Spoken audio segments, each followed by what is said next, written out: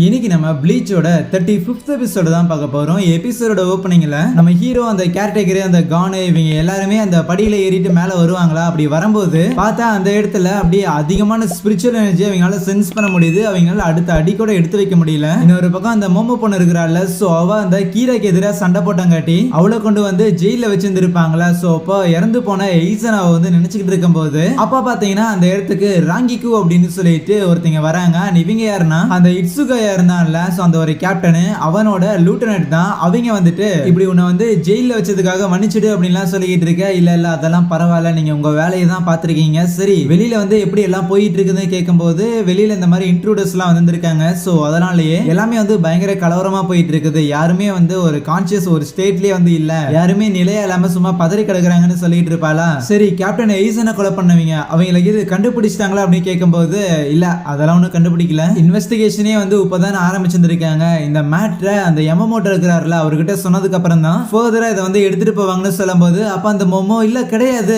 ஈசனை கொலை பண்ணது கண்டிப்பா அந்த இச்சி மருவாதான் இருக்குன்னு சொல்ல. அப்ப அந்த ராங்கிக்கு அப்படியே கோவப்பட்டுட்டு இல்ல நீ சும்மா வந்து ஏதோ ஒன்று சொல்ற கண்டிப்பா அது உண்மையா இருக்குங்கிற அவசியம் கிடையாது. அதே நேரத்துல ஃபர்தரான ஒரு இன்வெஸ்டிகேஷனுக்கு அப்புறம் தான் கன்க்ளூஷனுக்கு வர முடியும் அப்படின்னு கொஞ்சம் கத்தி விட்டுருவாங்க. அதுக்கப்புறம் கேப்டன் எய்சனோட ரூம்ல ஒரு லெட்டர் வந்து இருந்தது. இது உனக்காக தான், ஹிட்சுகாயா தான் கண்டுபிடிச்சேன் அப்படின்னு சொல்லிட்டு அதை வந்து கொடுக்கறது மட்டும் இல்லாம ஹிட்சுகாயா மட்டும் இந்த லெட்டரை பார்க்கலன்னு வையன், கண்டிப்பா இந்த லெட்டர் உங்ககிட்ட வந்தே சேர்ந்துருக்காது. உன்னோட ஸ்குவாட சேர்ந்தவங்க ஸ்குவாட் 5 சேர்ந்தவங்க தன்னோட கேப்டன் இன்னைக்கு இழந்திருக்காங்க. லூட்நட்டான நீயும் இந்த ஜெயில வந்து வந்திருக்க. சோ கொஞ்சமாவது ஒரு லூட்நட் அப்படின்னு இருக்கிறதுக்கு ஒரு பொறுப்பு வந்து இருக்குது. அந்த பொறுப்பை கொஞ்சமாவது மதின்னு சொல்லிட்டு அந்த ராங்கிக்கும் அங்க இருந்து போவாங்களா. அதுக்கப்புறம் அந்த மோமோமே அந்த ஒரு லெட்டரை வந்து படிக்க ஆரம்பிப்பா. பார்த்தா அந்த லெட்டர்லாம் அந்த ஐசன் தான் இந்த மாதிரி நீ இந்த லெட்டரை படிக்கிற அப்படிங்கும் போது நான் ஒரு வேலைக்காக போயிருந்திருக்கேன், அந்த ஒரு வேலையை முடிச்சுட்டு நான் திருப்பி வரலன்னு அர்த்தம்னு அதுல முதல்ல எழுதியிருக்கேன். அப்படின்னா நேற்று நைட் நான் தூங்கினதுக்கு அப்புறம் தான் இவர் இந்த ஒரு லெட்டரை வந்து எழுதியிருப்பாரோ அப்படின்னு மோமோ வந்து யோசிக்கிறாளா. ஸோ ஃபர்தரா அதுல இந்த மாதிரி இந்த ஒரு விஷயத்தை பத்தி நான் ரொம்ப நாளா சொல்லணும்னு நினைச்சுக்கிட்டு இருந்தேன், அதுவும் ரொம்ப நம்பிக்கையுள்ள ஒரு ஆளுகிட்ட வந்து சொல்லணும்னு நினைச்சேன், அதனாலதான் உங்ககிட்ட வந்து சொல்றேன் அப்படின்னு சொல்லி அதுல சம்திங் என்னமோ ஒன்று இருக்கும். அதை பார்த்து அந்த மோமோ வந்து பயங்கரமா ஷாக் ஆகுறான். நமக்கு என்னன்னு காட்டல. இன்னொரு பக்கம் நம்ம ஹீரோஸ்லாம் அந்த இடத்துல வரும்போது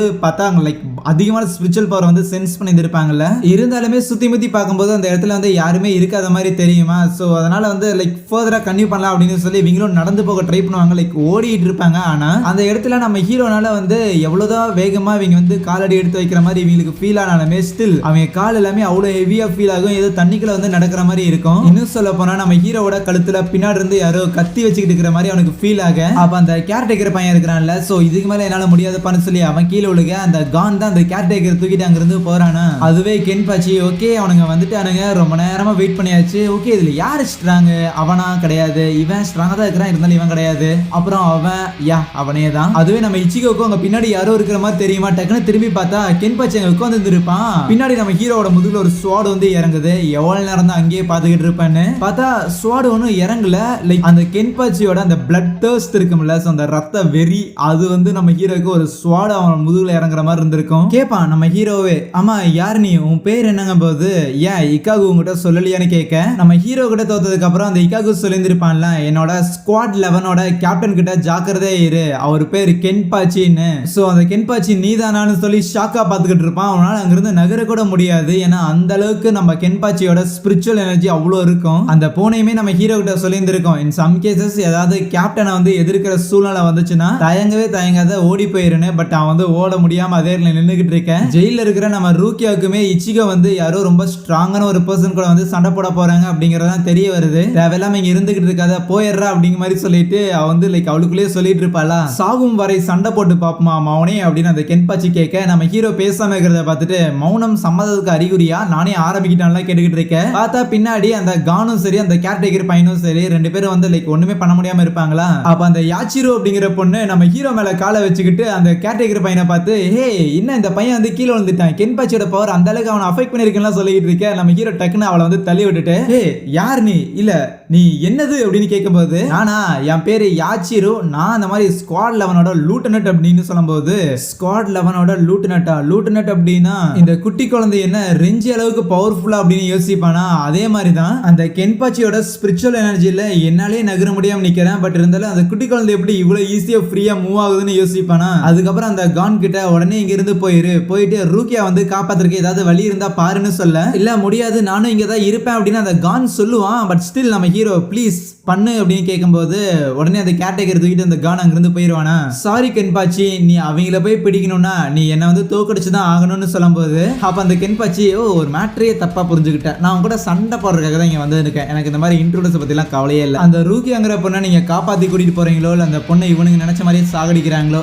எதை பத்தியுமே எனக்கு கவலை இல்லை, எனக்கு சண்டை தான் போட்டான்னு சொல்லிட்டு இருக்கேன். அப்படின்னா சரி வா சண்டை போட்டு பாத்துறோம்னு சொல்லி நம்ம ஹீரோ தயாராக அப்படியே அவனோட பவர்ஸ் எல்லாத்தையும் வந்து யூஸ் பண்ண வேணா. இதை கவனிச்சு அந்த கென்பாச்சி பரவாயில்ல, ஒரு லூட்டனட் இல்லனா அதுக்கும் கொஞ்சம் மேல உனக்கு பவர்ஸ் வந்து இருக்குது, ஆச்சரியப்படுறதுக்கு இல்ல இக்காகோ வந்து உங்ககிட்ட தோத்தது இல்ல, ஆனா அதுக்குலாம் உன்னால என்ன வந்து ஜெயிக்க முடியும் அப்படின்லாம் கனவு கண்டுகிட்டு இருக்காத, வேணா உனக்கு ஒரு நல்ல பெட்டரான ஒரு ஆப்ஷன் வந்து கொடுக்கிட்டா, நான் உன்னை அட்டாக் பண்ணல, முதல் ஸ்ட்ரைக்கை நீயே வந்து பயன்படுத்த, இதோ இங்க வந்து அட்டாக் பண்ணி பார்க்கலாம் அப்படின்னு சொல்லிட்டு அவனை ட்ரெஸ் ரிமூவ் பண்ணி அவன் செஸ்ட்ல வந்து அட்டாக் பண்றதுக்காக கூப்பிடுவான். லைக் ஃபர்ஸ்ட் நீ என்ன அட்டாக் பண்ணு, உனக்கு சான்ஸ் இருந்தது லக் இருந்தது அப்படின்னா நீ ஒரே அட்டாக்ல என்ன வந்து போட்டு தள்ளிடலாம், இல்ல அப்படிங்கும்போது அடுத்த அட்டாக்ல நீ இருப்பியாங்கிறலாம் டவுட் தான் அப்படின்னு சொல்லி வம்புலுக்க நம்ம ஹீரோ முதல்ல ஹெசிடேட் பண்ணுவான். லைக் எப்படி என்னால வந்து என்ன அட்டாக் பண்ணது ஒரு பர்சன் வந்து நான் அட்டாக் பண்றதுன்னு, பட் ஸ்டில் அவன் ஓர வாய் பேசிக்கிட்டு இருக்க நம்ம ஹீரோவும் அட்டாக் பண்ணலாம் அப்படின்னு வேகமா போவானா. இங்க இன்னொரு பக்கம் அந்த கென்பாச்சி இருந்து ஓரமா வந்ததுக்கு அப்புறம் தான் அந்த கேர்டேக்கர் பையன் மயக்கத்துல இருந்து எந்திரிக்கிறான். எந்திரிச்சோன்னே இந்த மாதிரி இச்சிகோ எங்கன்னு கேட்க அவன் அந்த கென்பாச்சி வந்து பாத்துக்கிறேன்னு சொன்னான். நாம போய்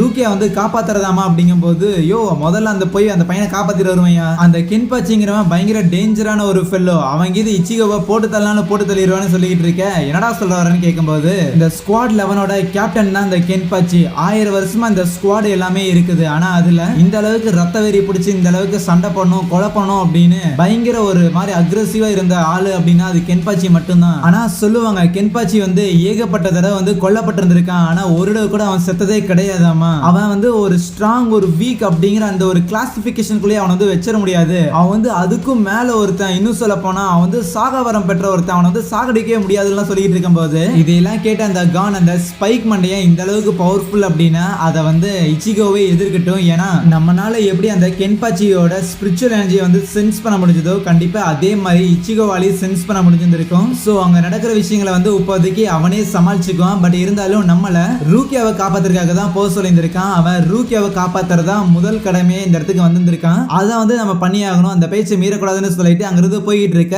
அப்ப மைண்ட்ல கான் யோசிப்பான், முதல்ல போய் ரூக்கியா வந்து காப்பாத்தணும், அதுக்கப்புறம் வந்து நான் உன்னை காப்பாத்துறேன் இச்சிகோ, உங்க 2 பேரையும் காப்பாத்தி கூட்டிட்டு போனதுக்கு அப்புறம் தான் உங்ககிட்ட ஒரு முக்கியமான ஒரு மேட்டர் வந்து சொல்லி ஆகணும், அதுக்கு மட்டும் இறந்து போயிடாதா அப்படின்னு நினைச்சிட்டு அவன் அங்கிருந்து போக இங்க நம்ம ஹீரோ அந்த கென்பாச்சி அட்டாக் பண்ணி இருப்பான்ல, பார்த்தா நம்ம ஹீரோவோட கையில இருந்துதான் பிளட் வந்து அப்படியே சொட்டிக்கிட்டு இருந்திருக்குமா. அந்த கென்பாச்சியோட செஸ்ட்ல போட்ட அந்த ஒரு அட்டாக் வந்து லைக் ஒரு சின்ன ஸ்கிராட்ச் கூட ஏற்படுத்தி இருந்திருக்காது, அவன் அப்படியே செம டிசப்பாயிண்டிங்னு சொல்லி நம்ம ஹீரோவோட பிளேட பிடிச்சி சும்மா தள்ளி விட நம்ம ஹீரோக்கு பயங்கர ஷாக்கிங்கா இருக்கும், எப்படி ஜான்பாக்டோ வந்து வெறும் கையை வச்சு வந்து பிடிக்கிறான் அப்படின்லாம். அதுவே யோசிச்சிரும் நம்ம ஹீரோ கிட்ட வந்துட்டு அந்த பிளேடை வச்சுட்டுலாம் நீ வந்து கென்பாச்சி அட்டாக் பண்ண முடியும்னு நினைக்கிறியா, இந்த பிளேடை நீ வச்சிருக்கிறதும் அந்த பிளேடே இல்லாம நீ சண்டை போடுறதும் ஒண்ணுதானாலாம் சொல்லிட்டு இருக்க. அப்ப கென்பாச்சி எக்ஸ்பிளைன் பண்ணுவான் ஏன் நம்ம ஹீரோ வந்து அவனை அட்டாக் பண்ணும்போது ஹீரோக்கே பிளட் வந்துச்சுன்னு. சோ 2 பேருமே வந்து அதிக ஸ்பிரிச்சுவல் எனர்ஜி வந்து வச்சிருந்தாலுமே ஸ்டில் நம்ம கென்பாச்சிக்கு ரொம்ப ஜாஸ்தி, யாருக்கு அதிக ஸ்பிரிச்சுவல் எனர்ஜி வந்து இருக்குதோ அது ஆட்டோமேட்டிக்கலி கொலைட் ஆகும்போது வீக்கா இருக்கிறவங்களுக்கு தான் இந்த மாதிரியான எஃபெக்ட் எல்லாமே வந்து கிரியேட் ஆகும். எனிவேஸ் நான் போய் உன் லெவல்ல இருக்கிற ஒருத்தனை தான் தேடிக்கிட்டு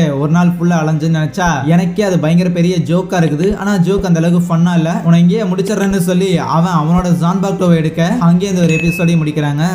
சோயா தேங்க்யூ.